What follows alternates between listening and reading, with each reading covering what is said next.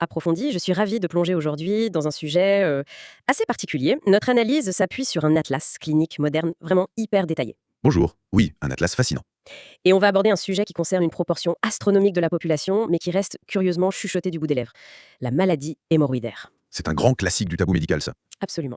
Les statistiques fournies par nos documents posent tout de suite l'envergure du sujet. On parle d'un tiers des adultes touchés par ce phénomène. Un tiers. Ouais, c'est colossal.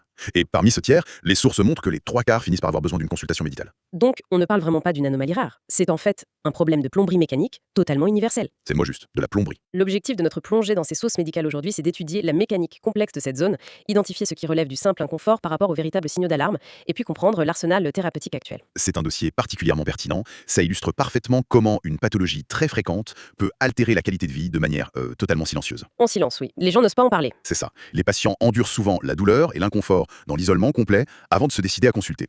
Pourtant, la littérature clinique qu'on a sous les yeux montre que la prise en charge est aujourd'hui remarquablement bien codifiée. Clarifier cette mécanique corporelle, c'est finalement donner des clés de compréhension essentielles à tout le monde. D'accord, décortiquons un peu tout ça, parce que pour ceux qui s'intéressent de près à l'anatomie, la lecture de cet atlas rappelle une notion de base essentielle, mais qu'on oublie tout le temps dans le langage courant. Laquelle? Avoir des hémorroïdes, ce n'est pas une maladie en soi. Ah oui, le grand malentendu. Voilà, le réseau hémorroïdaire, c'est une structure anatomique physiologique tout à fait normale. Dès la naissance, on a tous ces lacs veineux et ces petites artérioles. Les textes médicaux parlent même de leur rôle dans la continence anale fine. C'est exactement ça. Donc en gardant notre analogie de la plomberie, ce sont des espèces de joints d'étanchéité, des coussinets vasculaires qui s'assurent que le canal anal est parfaitement hermétique. Ce qui est fascinant ici, c'est de bien faire la différence entre cette anatomie normale et la pathologie.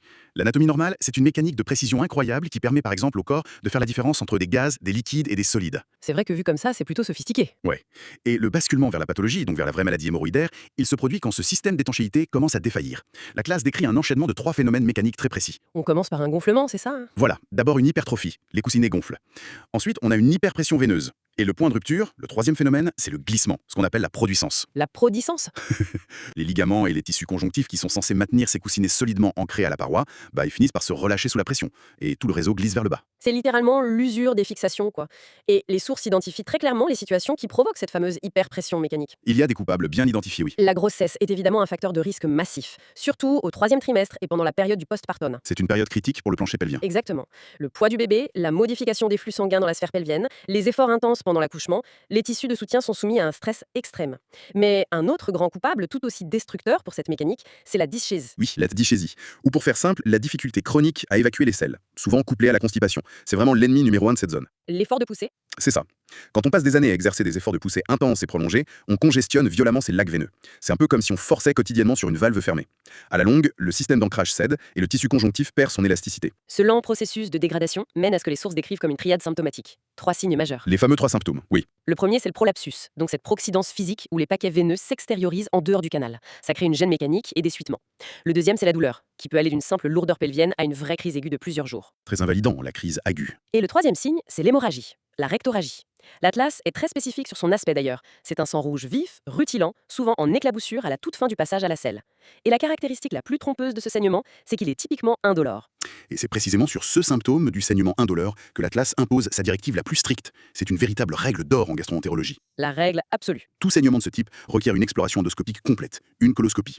L'objectif formel n'est pas de confirmer les hémorroïdes, mais d'éliminer la présence d'un cancer colorectal. Surtout passé un certain âge. Absolument. Cette consigne devient purement impérative passé le cap des 40 ou 45 ans. Mais attendez, imposer une coloscopie complète juste pour un saignement qui a toutes les caractéristiques d'un problème local, un problème de plomberie, est-ce que ça ne ressemble pas à une réaction médicale, disons, disproportionnée? Non, c'est une réaction vitale. La littérature médicale considère systématiquement la maladie hémorroïdaire comme un diagnostic d'exclusion face à un saignement. Donc on prouve d'abord que ce n'est pas autre chose. Exactement. Le danger majeur serait de voir un patient saigner, d'attribuer ça un peu trop vite à un petit souci bénin, et de passer à côté d'une tumeur située beaucoup plus haut dans le côlon qui saigne de la même manière. On doit d'abord s'assurer qu'il n'y a rien de grave en amont avant de traiter la zone locale. C'est un principe de précaution implacable.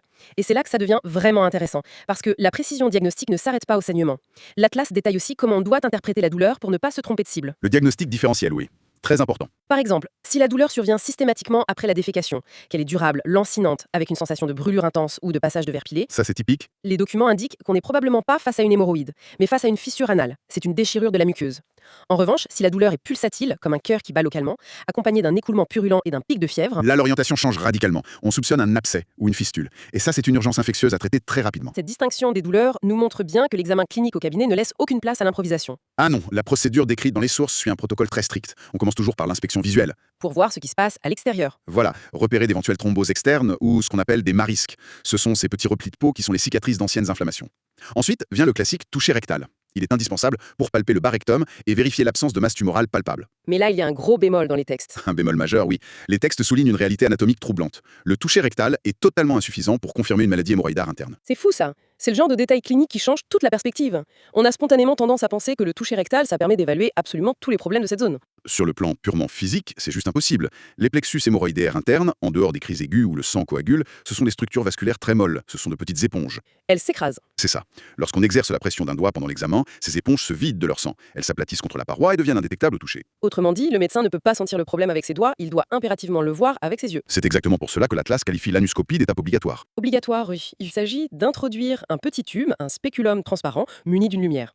Et pour obtenir un bon angle visuel, ça requiert un positionnement clinique spécifique. Souvent sur le côté gauche. En décubitus latéral gauche, oui, avec les genoux repliés fortement vers la poitrine, ou carrément dans une posture en appui sur les genoux et les coudes, la position genou pectoral.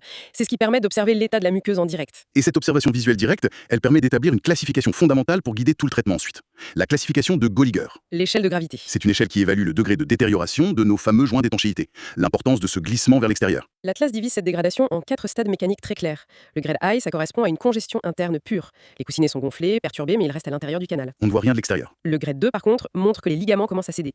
Lors d'un effort de poussée, le tissu s'extériorise, mais l'élasticité résiduelle permet une réintégration spontanée. Ça rentre tout seul. Au grade 3, la mécanique de retour ne fonctionne plus du tout. La procidence sort à l'effort, mais la personne doit réaliser une réintégration manuelle pour remettre les tissus en place. Faut pousser avec le doigt. Oui. Et enfin, le grade 4, c'est la rupture totale du système de maintien. Le glissement est permanent, les tissus sont irréductibles et restent à l'extérieur. Cette échelle détermine vraiment toute la stratégie thérapeutique à long terme.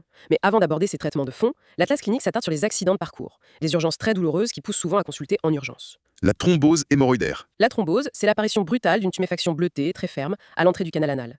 Les sources décrivent une douleur intense, continue, qui, contrairement aux autres symptômes, n'a absolument aucun lien avec le passage à la selle. C'est littéralement un caillot de sang sous haute pression. Si on laisse la nature faire, ça se résorbe tout seul en 5 à 15 jours, en laissant souvent une petite marisque résiduelle. Mais l'Atlas propose une alternative intéressante. L'incision. Si la personne consulte dans les premières 48 heures, le médecin peut pratiquer une petite incision ou une excision sous anesthésie locale. Le caillot est évacué, la pression chute immédiatement et le soulagement est instantané. C'est une intervention mineure, réalisée au cabinet, qui illustre parfaitement la dimension purement mécanique du problème. D'ailleurs, pour ancrer cette théorie dans la réalité, les documents présentent plusieurs cas cliniques types. L'étude de ces profils aide bien à comprendre comment on applique ça sur le terrain. Oui, regardons concrètement ce que vivent ces patients. Le premier profil, tiré des sources, est surnommé le banquet. C'est le cas typique de la personne qui développe une congestion aiguë de grade 1 après un excès de table, Beaucoup d'alcool, des plats très épicés. Un afflux de sang massif dans la zone, mais sans détérioration des ligaments. Donc il n'y a pas de prolapsus. Pour lui, la solution repose sur une correction rapide de l'hygiène de vie, couplée à des crèmes locales pour apaiser l'inflammation. Et souvent une cure courte de médicaments vénotoniques pour aider les vaisseaux à retrouver leur tonus. Ensuite, nous avons le profil du cycliste. C'est l'exemple parfait du traumatisme mécanique aigu. Le fameux caillot. Cette personne arrive avec une douleur brutale apparue dans les dernières 24 heures. La pression prolongée sur la selle du vélo a bloqué le retour veineux, le sang a stagné et une thrombose bleutée s'est formée. La boule, quoi. C'est exactement le cas de figure idéal pour l'excision sous anesthésie locale dont on parlait. Tout à fait. L'acte chirurgical mineur lève la pression mécanique de façon immédiate. Et enfin, le profil de la gêne quotidienne. Là, on parle d'un patient épuisé par la chronicité de la maladie. Il présente un prolapsus de grade 3. L'élasticité est complètement ruinée. À chaque passage à la selle, il est obligé de réintégrer manuellement les paquets vasculaires. Dans son cas, les crèmes et les changements d'alimentation ne peuvent plus réparer les ligaments étirés. L'Atlas préconise de passer au traitement instrumental, en l'occurrence la ligature élastique, pour essayer de retendre et fixer les tissus. Si l'on relie cela à une perspective plus globale, ces 3 scénarios illustrent l'algorithme thérapeutique décrit dans la littérature médicale. C'est une approche en escalade. De moins en moins invasif vers le plus invasif. On évalue la sévérité mécanique et on ajuste. Médical, puis instrumental et en dernier recours, la chirurgie. Commençons par la base de cette escalade. Le pilier 1, le traitement médical. Les sources sont catégoriques, c'est le traitement de fond incontournable pour tout le monde, quel que soit le grade. Le but ? Mettre fin à la dichexie. Arrêter de forcer sur la tuyauterie. Ça passe par l'hydratation, un apport conséquent en fibres et l'utilisation de mucilage, des poudres comme le psyllium ou le spagulax, qui se gorgent d'eau pour créer un volume souple et faciliter le transit sans effort de poussée. Par contre, et c'est très important, il y a une mise en garde très stricte dans l'Atlas concernant les laxatifs lubrifiants à base d'huile de paraffine. Ah oui, c'est un point de sécurité pharmacologique majeur. La paraffine est une huile minérale. Si elle est utilisée au-delà de 8 à 10 jours maximum, elle pose 2 problèmes sérieux. Lesquels ? Premièrement, un risque de pneumopathie lipidique par inhalation, surtout chez les personnes âgées, alitées ou ayant des troubles de la déglutition. De micro-gouttelettes d'huile peuvent se déposer dans les poumons et créer une inflammation grave. C'est effrayant de se dire qu'un simple sirop laxatif peut faire ça. Et deuxièmement, cette huile tapisse l'intestin et empêche l'absorption des vitamines liposolubles, les vitamines A, D, E et K. On risque donc de créer de véritables carences. C'est le genre de détail qui rappelle que prendre un simple laxatif en vente libre n'est jamais anodin sur la durée. Dans le même registre des précautions absolues, l'Atlas aborde la gestion de la douleur aiguë. La pharmacologie de crise. Les ibuprofènes sont redoutablement efficaces contre l'œdème.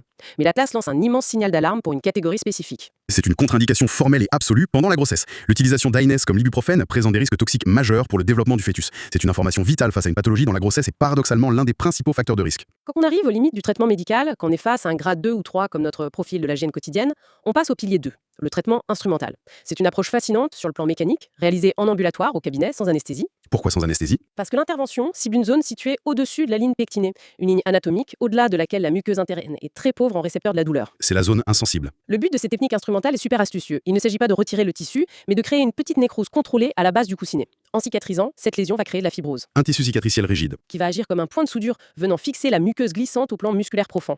La technique de référence, le gold standard, c'est la ligature élastique. Concrètement, le médecin aspire la base du coussinet et y place un minuscule élastique très serré. Le tissu, privé de sang, va se nécroser. Et c'est là qu'intervient une information cruciale. L'Atlas met en garde contre la chute d'escar. La fameuse complication entre J7 et J10. Exactement. Entre le 7e et le 10e jour, ce petit bout de tissu mort finit par tomber. Ce moment précis peut déclencher une hémorragie soudaine. Le patient doit impérativement être prévenu pour ne pas céder à la panique si du sang apparaît une grosse semaine après son rendez-vous. Prévenir, c'est essentiel.